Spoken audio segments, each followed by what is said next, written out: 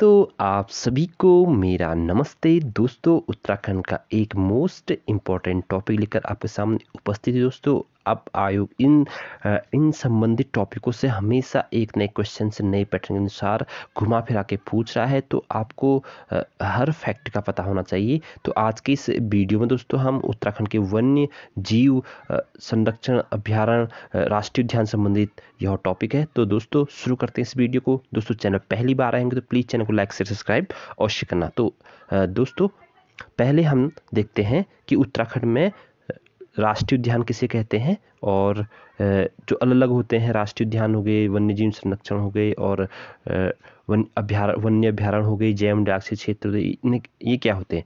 राष्ट्रीय उद्यान क्या होते हैं दोस्तों, जिसमें सरकार के नियंत्रण में होते हैं और सबसे ज़्यादा सुरक्षित यही होते हैं। कौन से राष्ट्रीय उद्यान, क्योंकि इनकी देखरेख सरकार बड़े सतर्कता से करता है। वन्य अभ्यारण्य क्या होते हैं, सरकार के नियंत्रण में तो होते हैं लेकिन इसमें कुछ छूट दी जाती है, जैसे कि इन जंगलों में आप अंदर जा सकते हैं, और जैसे राष्ट्रीय उद्यान है यहाँ पर बहुत अच्छे से इस जंगलों की देखभाल की जाती है, लेकिन जो वन्य अभ्यारण्य है यहाँ पर कुछ आपको अंदर जाने की छूट दी जाती है।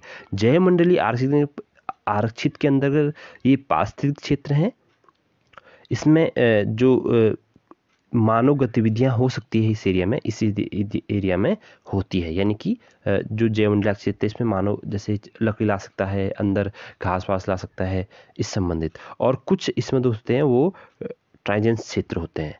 बफर क्षेत्र भी होते हैं। एकमात्र जैवमंडलीय उनको बफर क्षेत्र कहते हैं। और एकमात्र जैवमंडलीय बायोस्फीयर जो है वो जो है नंदा देवी बायोस्फीयर है, और उसमें नंदा देवी और फूलों की घाटी है। दोस्तों ये तो थोड़ा बहुत याद करना है, इसके बाद का जो कंटेंट है वो बहुत ज़्यादा इंपॉर्टेंट है। तो शुरू करते हैं। सबसे पहले हम जानेंगे राष्ट्रीय उद्यान संबंधित आज की इस वीडियो को। तो राष्ट्रीय उद्यान में सबसे पुराना, सबसे पहला एशिया का राष्ट्रीय उद्यान कौन सा है, कॉर्बेट राष्ट्रीय उद्यान। इससे संबंधित सारे फैक्ट को समझना है, देखना है, और तब जा करके आपको एमसीक्यू लगाने हैं कि आपको कितने प्रश्न उसमें से आए या नहीं आए।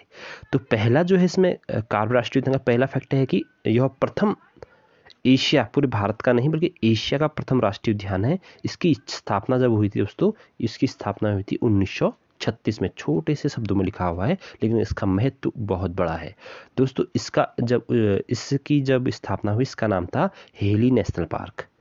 हेली नेशनल पार्क से इसकी स्थापना 1936 में हुई, और ये किस जिलों में है, पौड़ी और नैनीताल जिलों की बाउंड्री लाइन पर है। इसका क्षेत्रफल 520.82 किलोमीटर है। ये बहुत बार पूछा गया है, इसको भी याद रखना है, 520.82 किलोमीटर।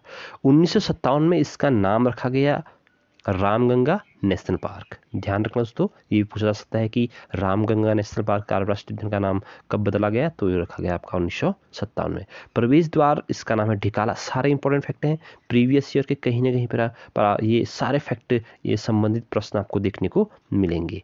1 अप्रैल 1973 में प्रोजेक्ट टाइगर की स्थापना यहाँ से हुई थी, और मध्य में पाटली दून भी है इसके, और सर्वाधिक पर्यटन केंद्र यहाँ पर आते हैं। सर्वाधिक पर्यटन केंद्र यहाँ पर आते हैं, और 2012 में इसे साइलेंस जोन भी घोषित किया गया था। तो सारे इंपॉर्टेंट फैक्ट हैं कॉर्बेट राष्ट्रीय उद्यान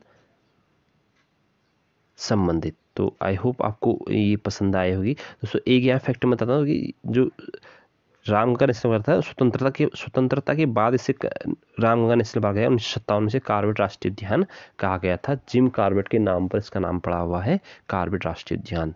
तो ये बहुत सारे ही बहुत इंपॉर्टेंट फैक्ट हैं कॉर्बेट राष्ट्रीय उद्यान संबंधित। दोस्तों आगे चलते हैं।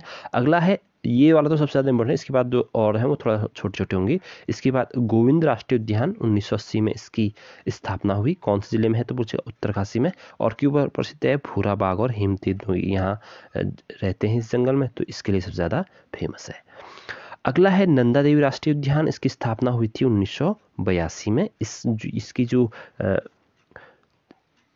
क्षेत्रफल है वो 624 वर्ग किलोमीटर है। तो इसका मुख्यालय जोशीमठ है, पूछा जा सकता है। और हिमालय भालू यहाँ पर निवास करता है। 1888 यूनेस्को द्वारा विश्व धरोहर में से शामिल किया था। ये सबसे ज़्यादा इंपॉर्टेंट फैक्ट है नंदा देवी संबंधित, कि नंदा देवी को कब यूनेस्को द्वारा विश्व धरोहर में शामिल किया गया था 1988 को। तो ध्यान रखना किस जिले में है, याद रखना चमोली जिले में।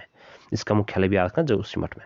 फूलों की घाटी, अगला जो राष्ट्रीय उद्यान है फूलों की घाटी, इसकी स्थापना 1982 में हुई और इन्हें नंदनकानन भी इसे कहा जाता है। चमोली जिले में है। सबसे छोटा, सबसे पूछेगा सबसे छोटा कौन सा है, सबसे बड़ा गंगोत्री राष्ट्रीय उद्यान है और सबसे छोटा कौन सा है, यही वाला है आपका फूलों की घाटी। कितना है, सिर्फ 87.5 किलोमीटर। और इसको भी 2005 में यूनेस्को द्वारा 2005 में विश्व धरोहर में शामिल किया गया था। और इसकी खोज किसने की थी, ये बहुत बार पूछा गया है। फ्रैंक स्मिथ ने अपनी वैली ऑफ फ्लावर जो 1931 में किताब लिखी उन्होंने, इसमें इसको प्रदर्शित किया हुआ है। और यहाँ पर सबसे ज़्यादा जो जंगली जीव रहते हैं यहाँ पर कस्तूरी मृग। तो ये 3 बहुत ही इंपॉर्टेंट जो राष्ट्रीय उद्यान है ये मैंने बता दिया। अगले राष्ट्रीय उद्यान की ओर चलते हैं। अगला राष्ट्रीय उद्यान है जो राजाजी राष्ट्रीय उद्यान, इसकी स्थापना 1983 में हुई। मुख्यालय देहरादून में है और 3 जिलों में फैला हुआ है, देहरादून, पौड़ी, हरिद्वार। ऐसे फैक्ट को अब बहुत ज़्यादा पूछ रहा है आयोग कि ये जिला कहाँ कहाँ में लगा हुआ है। ये मतलब इनको सारे ही आपको इंपॉर्टेंट याद करने हैं। इसका जो फैलाव है 820 किलोमीटर स्क्वायर। हाथी यहाँ पर प्रमुख जीव है, नील गाय भी यहाँ पर रहती है। और यह पहला वन्य जीव अभ्यारण्य था, पहले राष्ट्रीय उद्यान नहीं था, पहले क्या था, ये पहला वन्य जीव संरक्षण केंद्र था 1935 में। मोतीचूर वन्य जीव विहार और 1983 में इसमें जो मोतीचूर के नाम से यहाँ पर क्या था, ये वन्य जीव अभ्यारण्य था। तो इसको 1983 में क्या बना दिया गया, राजाजी राष्ट्रीय उद्यान, जो कि हमारे प्रथम से द्वितीय थे जो राजगोपालाचारी जी अपने उपराष्ट्रपति थे। तो आगे चलते हैं। गंगोत्री राष्ट्रीय उद्यान 1989 में इसकी स्थापना हुई, उत्तरकाशी में है। ये सबसे बड़ा राष्ट्रीय उद्यान, पहले ही बताया था मैं, सबसे बड़ा राष्ट्रीय उद्यान है। और हिम तेंदुआ यहाँ पर निवास करता है। ये भी पूछ लेता है दोस्तों। ये तो प्रमुख तो यही राष्ट्रीय उद्यान थे। कितने राष्ट्रीय उद्यान पूछेगा तो दोस्तों आपको 1, 2, 3, 4 और 5, 6 राष्ट्रीय उद्यान है। 6 राष्ट्रीय उद्यान और 7 जो है वन्य जीव उद्यान है, उसको भी पढ़ेंगे। पहले आप इतना याद लो, ये राष्ट्रीय उद्यान संबंधित फैक्ट को अवश्य याद करना है, ये सबसे ज़्यादा इंपॉर्टेंट है। आई होप आपको याद हो गया होगा। तो आगे चलते हैं। अब दोस्तों वन्य जीव अभ्यारण्य गोविंद वन्य जीव विहार की स्थापना, इनमें थोड़ा ये याद करनी है। ये वन्य जीव अभ्यारण्य कहाँ पर है स्थापना, और ये क्यों थोड़ा फेमस है। 1955 में गोविंद वन्यजीव पहला वन्यजीव विहार था, ये तो आपको याद करना ही है। तो ये भी पूछ सकता है कि पहला वन्यजीव विहार कौन सा है, तो गोविंद वन्यजीव विहार, इसे अभ्यारण्य भी कहते हैं। उत्तरकाशी में यह है 485 किलोमीटर स्क्वायर। हिमबाग यहाँ पर निवास करता है। केदारनाथ वन्यजीव 1972 में चमोली में है। चमोली प्लस रुद्रप्रयाग 2 जिलों में फैला हुआ है।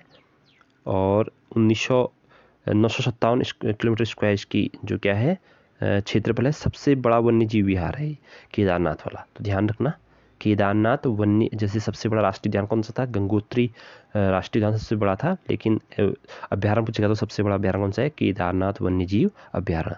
लेपर्ड, हिमालय लेपर्ड यहाँ पर निवास करता है। विशेष यहाँ पर कस्तूरी मृग संरक्षण केंद्र हेतु इसकी स्थापना हुई थी। तो दोस्तों आई होप आपके समझ में आ रहा होगा। अगला चलते हैं अस्कोट जो होता है 1986 में इसकी स्थापना हुई दोस्तों। और कस्तूरी मृग हेतु और सर्वाधिक मृग भी यहाँ है। कहाँ, अस्कोट पिथौरागढ़ में, अस्कोट वन्यजीव विहार। अगला है आपका सोना नदी वन्यजीव उद्यान 1987 में पौड़ी में है। 3 क्षेत्रफल आपको याद करने की जरूरत नहीं पड़ेगी इसकी, और सबसे हाथी और शेर यहाँ पर निवास करते हैं। अगला है बिनसर वन्यजीव अभ्यारण्य, अल्मोड़ा में है। इसकी स्थापना 1988 में हुई थी और तेंदुआ यहाँ पर निवास करता है। और अगला है मसूरी वन्यजीव अभ्यारण्य 1993 में इसकी स्थापना हुई थी। और सबसे छोटा वन्यजीव विहार पूछेगा तो ये, सबसे बड़ा पूछेगा तो केदारनाथ वन्यजीव, ये याद करना है। 2 चीज़ें फैक्ट कि सबसे बड़ा वन्यजीव विहार पूछेगा तो कौन सा बताएंगे आप, केदारनाथ। सबसे छोटा पूछेगा तो आपको बताना है मसूरी वन्यजीव विहार, जिसकी स्थापना 1993 में। अंतिम है अपना 7वां नंधौर वन्यजीव विहार 2012 में नैनीताल प्लस चंपावत में है। और बाघ एवं लेपर्ड यहाँ पर हैं। दोस्तों ये इंपॉर्टेंट फैक्ट हो गए आपके वन्यजीव विहार संबंधित, और आपको ये इनकी स्थापना कब हुई थी और यहाँ कौन से जंगली जानवर निवास करते हैं, ये याद रखना है। तो आई होप आपको याद होगा था। अब चलते हैं थोड़ा सा आसन वेटलैंड्स आरक्षित क्षेत्र में। तो आसन वेटलैंड्स आरक्षित क्षेत्र 2005 में देहरादून में इसकी स्थापना हुई। ये पूछा जाता है तो वो बहुत से प्रश्नों में तो आपको याद रखने की जरूरत है इसको। झिलमिल आरक्षित क्षेत्र जो है दोस्तों 2005 में इसकी स्थापना है। कहाँ पर है? हरिद्वार। ये इतना ही फैक्ट याद करना है आपको जितना मैं बता रहा हूँ आपको। प्रवालगढ़ संरक्षित आरक्षित क्षेत्र की स्थापना 2012 में नैनीताल में हुई। नैना देवी हिमालय वेटलैंड आरक्षित क्षेत्र की स्थापना 2015 में नैनीताल में हुई। इनका नाम याद रखना है और कहाँ हुई थी ये भी याद रखना है।